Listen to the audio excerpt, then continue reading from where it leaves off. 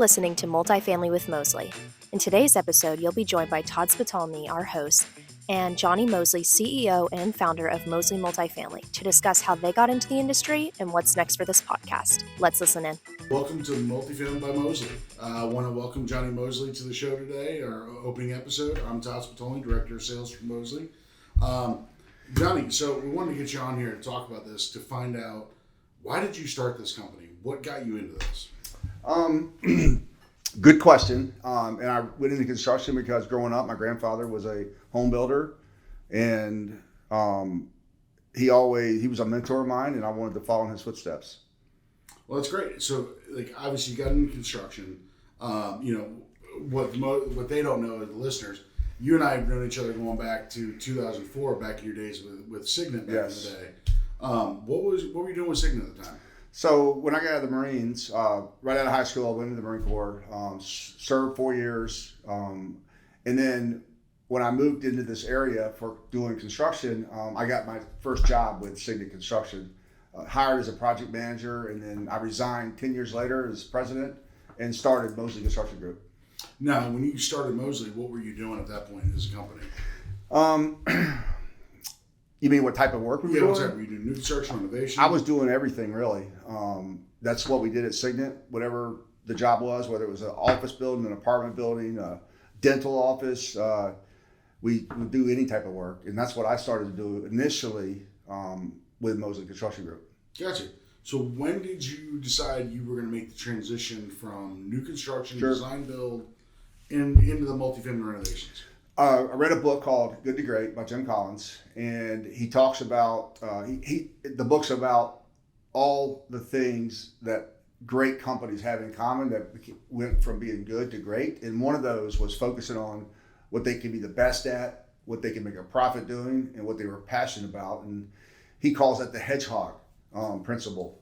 Because when you have all three of those as separate circles, and you're focused on what you can be the best at, what you can make a profit on, and what you're passionate about, and they overlap, that's where the magic happens. And so for me, it was let's do multifamily.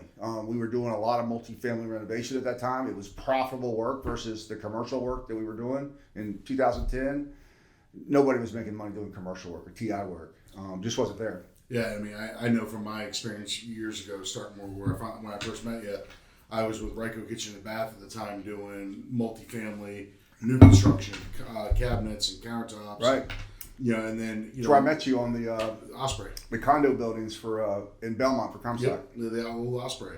And at the time we had just gotten done doing 4,000 units for Comstock of conversion from condo to apartment, and then we started getting into the new construction side. Well, mid 2007, I started seeing some of the projects, some issues coming around, especially in Prince William County. And I had spoken to my guys and said, hey, we're going to lose all of our contracts. And we had about 40 million in cabinet contracts. They're going to cancel. So that crash in that marketplace really, it shifted me personally into the renovation side of multifamily. I mean, I know that for you, how did that transition change? Because, we're going back a ways, but that's important. I remember in 2005, you literally just close your eyes, stuck your hands out, and a job would fall into your hands. You didn't have to do marketing or business development. You were being begged to do this job because there was way more demand than there was supply of contractors. But in 2007, that drastically shifted the other way. Right. And then when I started Moseley, when I left Signet, I had a multifamily renovation job, was my first job. And it was a $7 million, 433 unit renovation job that was profitable and was a 2.5-year project. So from 2007 to 2010, I didn't have any issues because I had that job. I was a small company. There was only a handful at that time. Right. And that enabled us to, when those jobs ended is when we really had to start figuring out how are we going to build this company, how are we going to grow this company beyond what we were doing. And that's when I came across Good to Great. We focused on multifamily, and we went from, I think in 2010, we did almost $3 million in revenue. And then 2011, we doubled that to 6.2 million. The next year we did 10.4. The next year we did 22 million. Those were the results of us being focused on only multifamily. Gotcha. I mean, I know that, some of those conditions that we're talking about back in 2008, the reason why I kind of brought that up is we're starting to see some of those conditions come back again right now after COVID with higher interest rates, a kind of a compressed market where renters are no longer renting. They're now moving and consolidating back in. The same thing we saw back then. But there's differences. Underwriting is still strong. In 2007, they would give anybody a mortgage. No paperwork, no docs. That's not the case here. Right. I don't think that there's going to be there's no housing bubble because it's mostly good debt versus a lot of bad debt underwritten back in 2007, which led to the crash. Right. Interest rates are going up usually means that people are going to rent more, but people are still renting even when interest rates were super low. Right. Whether that drives them more into renting an apartment or buying a house, I don't know. It's like we don't know what the new normal is yet. And I think that's kind of what you and I were talking about when we decided we wanted to create this podcast. Is we want to discuss these issues that are facing our marketplace, provide value to our customers and not in people in the marketplace that we haven't met yet.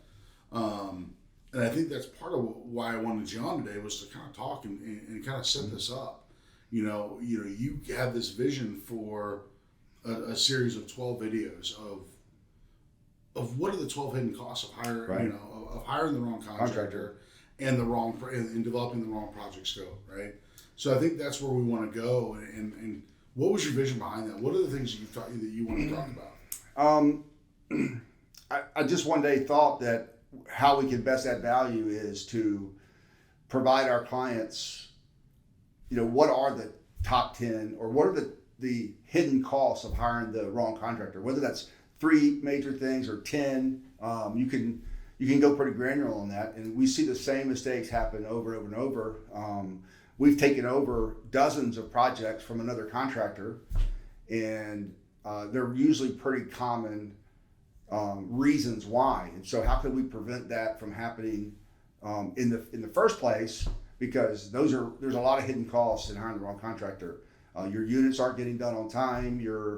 Unless you are able to, you can't run a unit for a higher monthly rent price without transforming and modernizing that. And then if you can't raise the rents, you don't increase your NOI, net operating income. And then if you don't do that, you can't increase your asset value.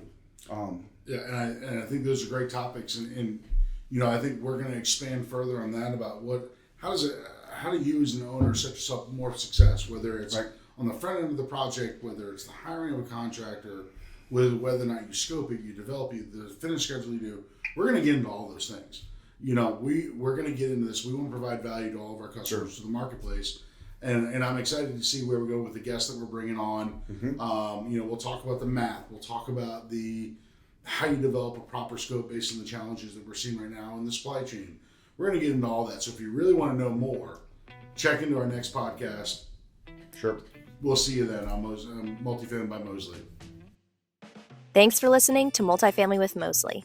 In next month's episode, you'll be joined by Todd and Matt Sugg, a former asset manager, to discuss how to build out your project needs before renovations. We'll see you then.